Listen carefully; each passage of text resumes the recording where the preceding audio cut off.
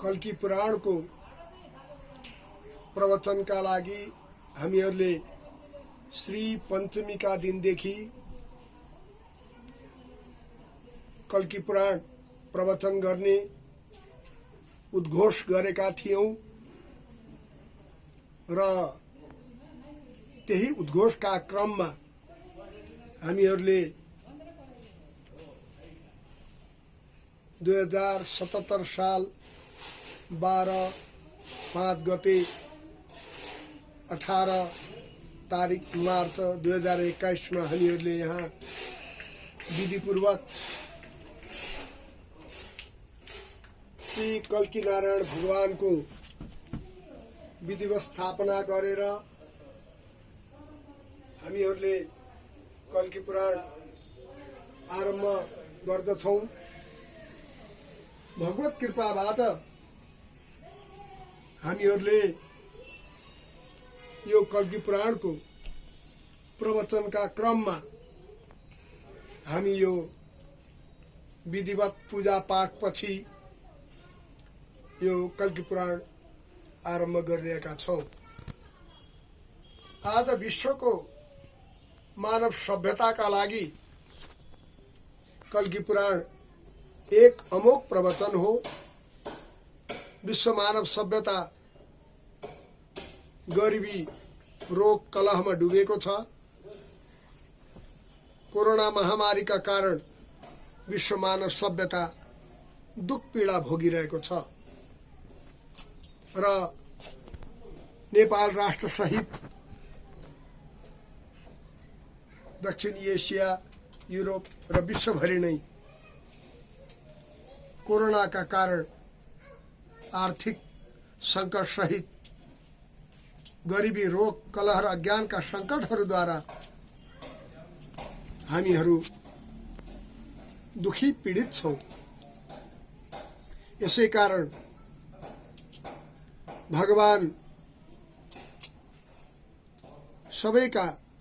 विघ्न हरण गर्ने विघ्नेश्वराय वरदाय सुरप्रियाय का देवता सिद्धि विनायक गणेश को कृपाबाट, गौरी शंकर को आशीर्वादबाट, लक्ष्मी नारायण भगवान को वरद हस्तबाट र गोमा माता को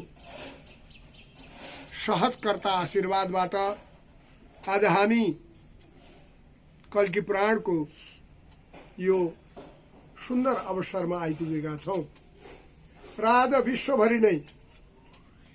मानव सभ्यताका उदयहरूका दिनहरू पनि उदाइरहेका छन्। आज हामीले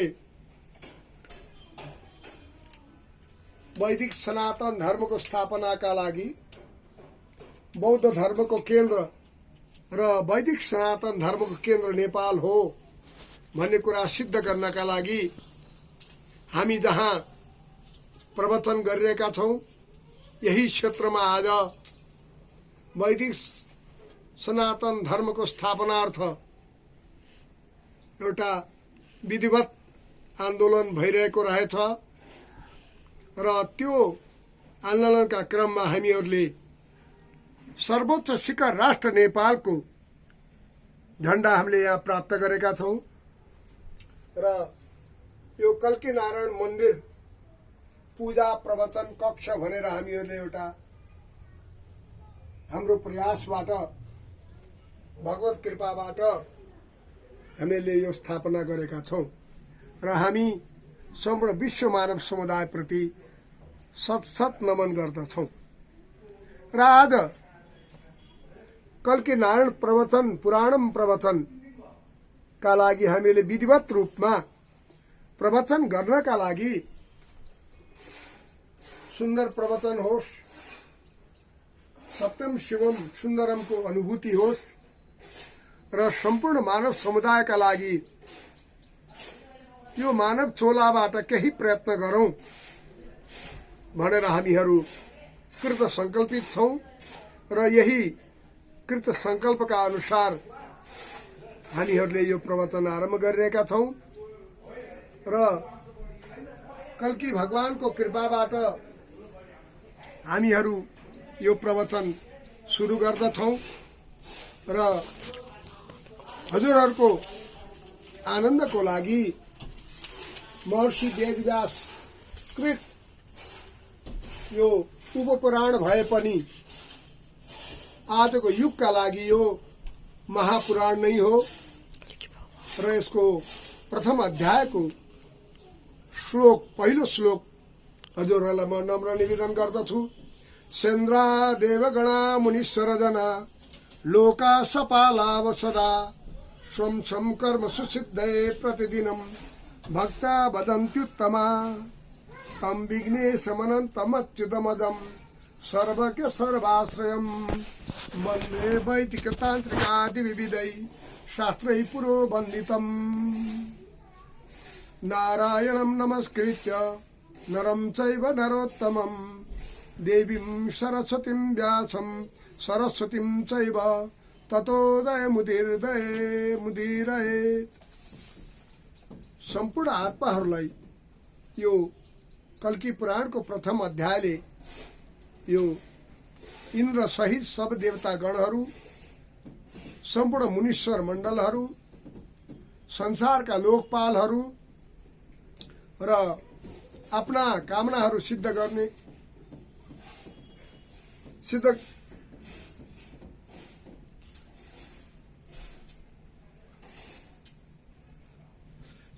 चाहने आत्माहरूको सिद्धि प्राप्तिका लागि प्रतिदिन भजन गर्दै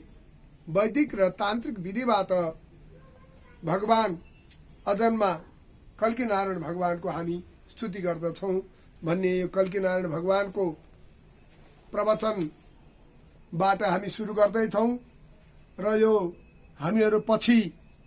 यो कल्की नारायण भगवानको हामी वस्तुचित्र, शब्दचित्र, चलचित्र र अम्पूर्ण चित्रहरू हामी यथा समयमा यथाशक्ति प्रकाशन गर्दै जानेछौँ र यो घोडामा चढ्नुभएका भगवान कल्की नारायण भगवानको कृपाबाट नै आज हामी यो प्रवचन सुरु गरिरहेका छौँ र मैले हजुरहरूको सुखद आनन्दका लागि कल्की पुराणलाई सुरु गर्दछु। श्री कल्की पुराणको प्रवचनका लागि कर्मण भक्तिभावले सम्पन्न माध्यम भक्तजन युट्युबलाई हेर्ने, आध्यात्मिक योग विज्ञानलाई रुचाउने यो प्रवचनलाई अभिरुचिपूर्वक सुन्ने, मनन गर्ने, चिन्तन गर्ने र त्यसलाई आफ्नो जीवनको पवित्र आचरण बनाउन चाहने, इच्छुक, सद्भाव राख्ने, अवसरको खोजीमा रहेका, हिमालयको काखमा अमृत पिउन चाहने, अमृत रसधाराका अनुभवी भक्तजन र श्रावक जन समुदायको भक्ति संगीत सहितका समूहजनलाई हामी अडियन्स भन्दछौँ। त्यस त्रिवेणी संगमबाट अमृतको वर्षा हुन सक्दछ।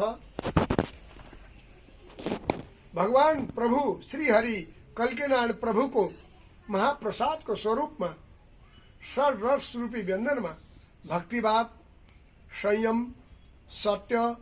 ईमानदारीपन, दया, करुणा, क्षमा, सहनशीलता, क्रोध नगर्ने बानी, नरिसाउने, संयमशील आचरण, लोभ लालच नभएको जीवन दर्शन पद्धति हुन्छ। मोह आसक्ति रहित सही सद्गुरुको प्रेरणाबाट सञ्चालित प्रेम दर्शन गर्न चाहने सही आत्माहरू जहाँ हुन्छन् त्यहाँ श्री कल्की नारायण पुराण रूपी वाङ्मय मूर्तिबाट वेदको अमृत ध्वनिबाट भगवान मानव शान्ति र मनुष्य जातिको सुख समृद्धिका लागि दया र करुणाको अमृत वर्षा हुन्छ। भगवान श्री हरि कल्की नारायणका स्वकीय आत्मप्रवक्ता देवर्षि नारद करी र कल्की चरित्र र कलियुगलाई समाजशास्त्रमा भनिए झैं बिम्बात्मक प्रतीक बनाएर सोध्नुहुन्छ। मानव शास्त्रीय पूर्वजहरूको अनुसन्धानात्मक खोज झैं आफ्ना पिता यस सृष्टिका जन्मदाता ब्रह्मा विष्णु महेश्वर रूपी त्रिमूर्तिका स्वरूप ब्रह्माजीलाई सोध्नुहुन्छ। देवर्षि नारदजीले यो कलिकालको दुख पीडा हरणका लागि क्रोध र घृणा निवारणका लागि, मनुष्यमा बढ्दै गएको पाप निवारणका लागि भगवान श्री विष्णुका अंशावतार महर्षि वेदव्यासज्यूलाई यो अमृतवाणी श्रुति स्मृति पुराण परम्पराबाट सुनाउनुहुन्छ। र महर्षि वेदव्यासज्यूले पनि आफ्ना असल पिताका असल छोरा ब्रह्मज्ञानी परम धर्मका युग अवतार सुखदेवज्यूलाई सुनाउनुहुन्छ। सन्त महात्मा स्वरूप श्री सुखदेवज्यूलाई अभिमन्यु पुत्र विष्णुराज, जसलाई हामी परीक्षितज्यू भन्दछौँ, लाई सुनाइएको भगवानका सम्पूर्ण आख्यान उपाख्यानहरूको वर्णन विश्लेषण विवरण सहित सुनाइएको श्रीमद् भागवत 18,000 श्लोक मात्र होइन, आध्यात्मिक योग विज्ञान परिषदका क्षेत्रमा मानव समुदायको सर्वकल्याणका लागि लौकिक प्रवचनका रूपमा स्वदेश तथा विदेशमा सुप्रसिद्ध नै छ। हाम्रा कुलगुरु आश्रममा पनि यी सम्पूर्ण श्लोकहरूबाट 12वटा फूलहरू चयन गरी रसास्वादन गर्ने इच्छुक भक्तजनहरूमा नम्र निवेदन गरिरहेका छौं। यहाँ पनि यो अमृत रस धारा रूपी धारावाहिक प्रवचनका यथाक्रममा प्रस्तुत हुन्छ। यो एउटा पूर्व परम्पराबाट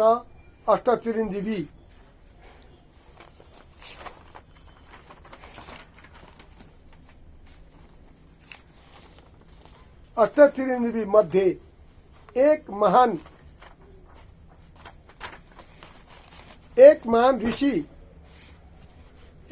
ऋषि मार्कण्डेय जी को सविनय पूर्वक अनुरोधमा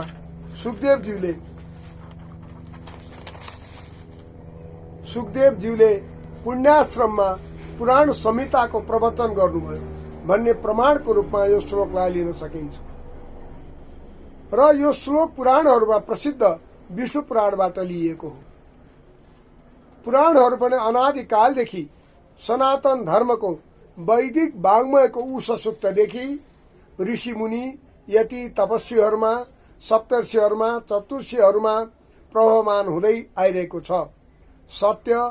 त्रेता द्वापर कलियुग मध्ये द्वापरयुगको समापनमा भगवान महर्षि वेदव्यासज्यूले कलियुगका परधर्मपरायण प्राणीहरूका लागि स्वधर्मको बोध गराउन आफ्ना पूर्व सनातन धर्म दर्शन अमृत सरोवरलाई समुद्र महासमुद्रसम्म पुर्याउन शब्दरूपी शब्द ब्रह्मबाट आत्मा र परमात्माको एकत्व बोध गराउन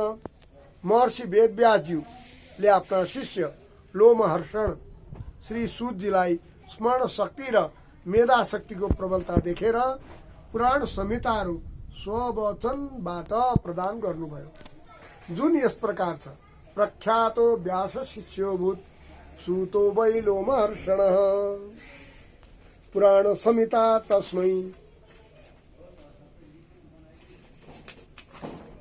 तस्मै ददो व्यासो महामुनिः। यसरी लोमहर्षणलाई महर्षि वेदव्यासज्यूले प्रदान गर्नुभयो। यसरी यो पूर्व परम्पराको अनुमोदन हुँदै यो अमृतमय सुधारस आजको 21औं शताब्दीको कलियुगको प्रथम चरणसम्म आइपुगेको छ। यो श्री कल्की पुराण श्री महर्षि वेदव्यास प्रणीत श्री कल्की पुराण विद्या भवन प्राच्य विद्या ग्रन्थमाला 123 अन्तर्गत चौखम्बा विद्या भवन वाराणसीबाट पुनर्मुद्रित संस्करण 2019 को यो संस्करण हो।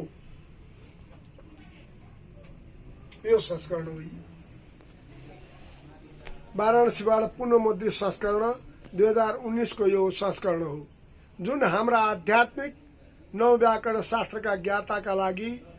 संस्कृत नव व्याकरण अध्येता श्री कृष्ण योगेश्वरजीको प्रेरणा प्रसादबाट हाम्रो हातसम्म आइपुगेको छ। यसको भित्री ज्योति सिद्धि विनायक श्री गणेशज्यूबाट प्राप्त भयो भने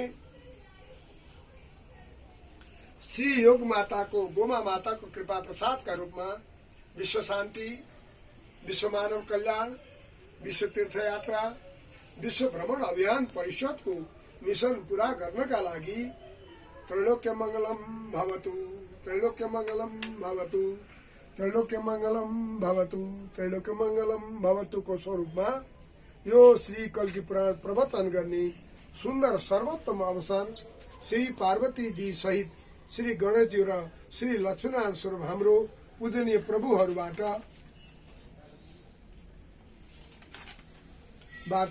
कृपापूर्ण वरदान सहितको आशीर्वादका स्वरूपमा हामीले प्राप्त गरेका छौं र यही कुरा सत्य हो। यो कल्की पुराण उपपुराणका स्वरूपमा रही यसको बाह्य आकार प्रकारको विवरण दिनु भक्तजनहरूको पुस्तक प्रेमलाई जागृत गर्नका लागि उपयुक्त हुन्छ। यो कल्की पुराण भाषा अनुवाद सहित प्रथम अध्यायदेखि 1 पृष्ठदेखि श्लोकानुक्रमणिकासम्मको पृष्ठ संख्यालाई निरूपण गर्दा 727 300